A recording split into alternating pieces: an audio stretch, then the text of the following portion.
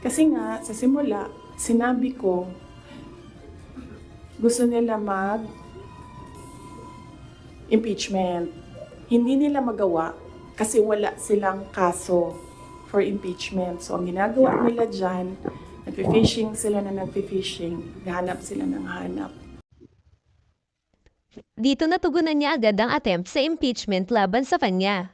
Malinaw dito na pinoposisyon niya ang sarili bilang biktima ng pagmaniobrang pampulitika rather than genuine accountability.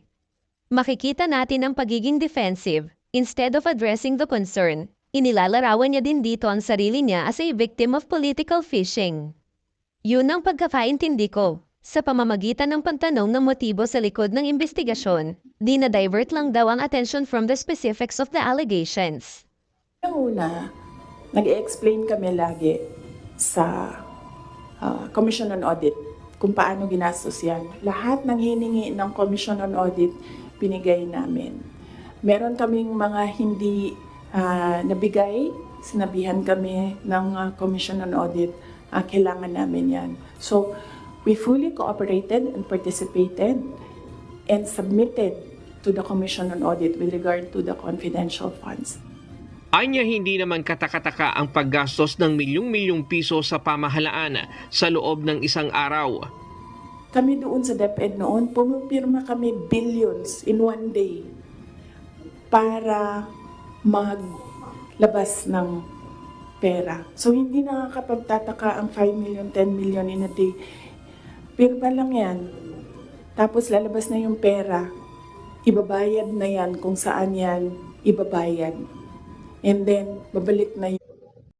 Dito naman dinidiscuss niya yung 16 million pesos spent on safe houses in 2022 over just 11 days, justifying the expenditures. Dito hinahambing niya yung expenditure to common, large-scale government transactions. Siguro, yung layunin niya dito is to normalize what many might see as irregular or hasty spending. Ang tanong dito, is this standard government procedure, or does it raise deeper issues about accountability with confidential funds? Yung documents para sa ganyan.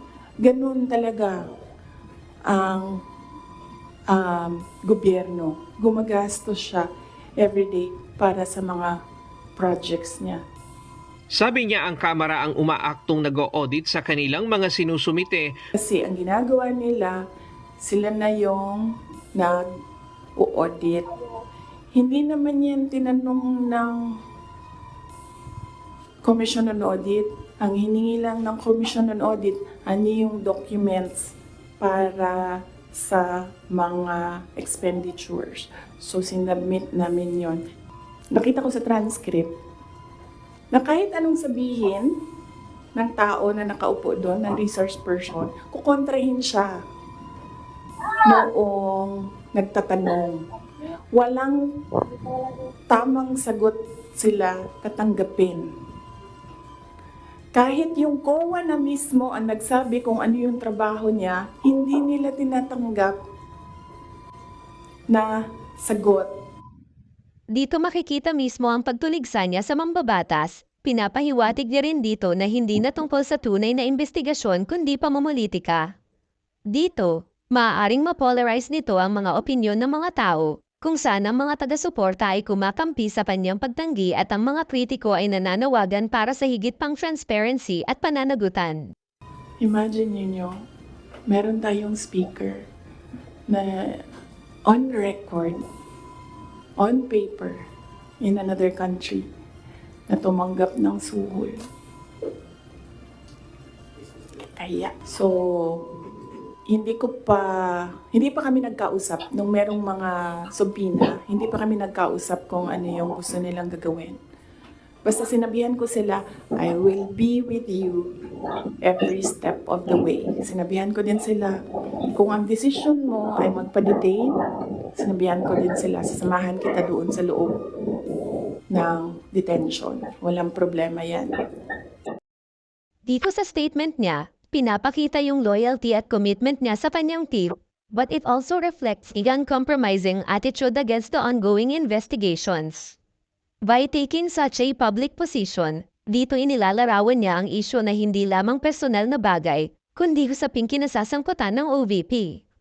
This could solidify her supporters' loyalty, but also invite greater scrutiny from those pushing for transparency. Well, opinion ko lang, yung mga ganitong pangyayari ay maaaring magdulot ng paghahati ng opinyon ng mga tao, yung susuporta sa pangalawang pangulo habang ang iba naman ay tutol. At sa pa, ang mga pahayag at aksyon ng mga opisyal na ito ay maaaring magdulot ng pagkawalang tiwala ng tao sa gobyerno, na nagiging sanhi ng pagdududa kung ang mga ito ay tunay na naglilingkod sa interes ng publiko. Hanggang dito na lang tayo. Laging tandaan, check and balance, yan ang asensya ng pamahalaan natin. Bawat sangay, mula sa Kongreso, Senado, hanggang sa Office of the Vice President, may kanya-kanyang tungkulin, gumawa ng batas, ipatupad ang mga ito, at tiyakin na tama ang interpretasyon ng mga batas na ito. Sa tamang sistema, sinisigurado ng bawat sangay na walang sino mang may labis na kapangyarihan at bawat isa ay accountable sa bayan. Ang Kongreso at Senado ang pangunahing tagagawa ng batas. Sa kanilang mga pamay na pasalalay ang mga panukalang kailangan para masolusyonan ang mga pangangailangan ng bansa, mula sa ekonomiya, edukasyon, hanggang sa disaster management. Isa pa sa tungkulin nila ang pagbabalangkas ng pondo at pagtiyak na ang mga proyekto gaya ng flood control ay may sapat na budget para protektahan ng publiko sa sakuna. Ngunit may kapangyarihan din ang Kongreso na mag-imbestiga na madalas ginagamit upang busisiin ang mga pag-aaksaya at maling paggamit ng pondo.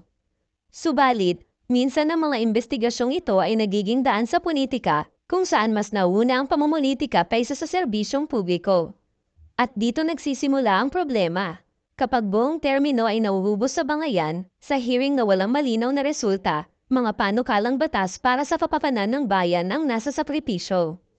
Pati na ang mga proyekto gaya ng flood control, na dapat may tamang pondo at atensyon, ay naudlot o di nagagawa dahil sa paulit-ulit na away politika. Tandaan, mga kapwa mamamayan, ang mga opisyal na buong termino ay nauubos lamang sa pag-aaway o pagpapasikat, yan ang mga hindi nararapat iboto. Sa darating na eleksyon, piliin natin ang mga lider na ang focus ay ang kapakanan ng bawat Pilipino, hindi ang sariling interes o pagpapasikat. Ang kasalukuyang sitwasyon ng bansa, gaya ng problema sa baha at kakulangan sa infrastruktura, ay mga isyong nangangailangan ng aksyon, hindi ng walang katapusang diskusyon. Kaya tandaan, iwasan nating iboto ang mga politikong walang ginawa kundi magpasikat at makisali sa walang katuturang alitan. Sa susunod na pagkakataon, ipakita natin na ang tunay na serbisyong publiko ay hindi natatapos sa salita kundi sa gawa.